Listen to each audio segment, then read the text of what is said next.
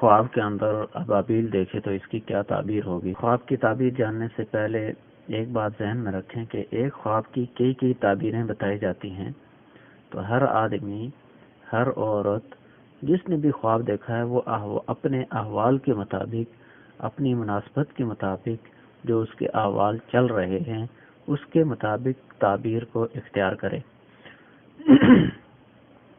تو اگر کوئی شخص ابابیل دیکھتا ہے تو حضرت ابن سیرین رحمۃ اللہ علیہ فرماتے ہیں کہ اگر کسی شخص نے خواب کے اندر ابابیل دیکھا ہے یا کسی نے اس کو دیا ہے تو یہ اس بات کی دلیل ہے جس سے اس کی جدائی ہوئی تھی ان کی آپس میں یہ جدائی ختم ہو جائے گی اور آپس میں دوبارہ محبت پیدا ہوگی۔ اور اگر اس نے یہ دیکھا ہے کہ ابابیل اس سے اڑ گیا ہے، ابابیل اس سے اڑ گیا ہے، دلیل ہے کہ اس سے یعنی کہ جو دولت ہے وہ ختم ہو جائے گی، اس کے پاس جو دولت ہے وہ اس سے ختم ہو جائے گی۔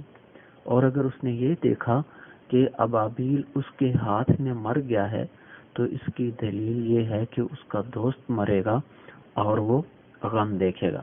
اور اگر خواب میں وہ دیکھتا ہے کہ اس نے ابابیل کو مارا ہے یا ہاتھ سے گرایا ہے تو دلیل ہے کہ جس سے وہ محبت رکھتا ہے، جس سے وہ محبت کرتا ہے اس سے اس کی جدائی ہو جائے گی۔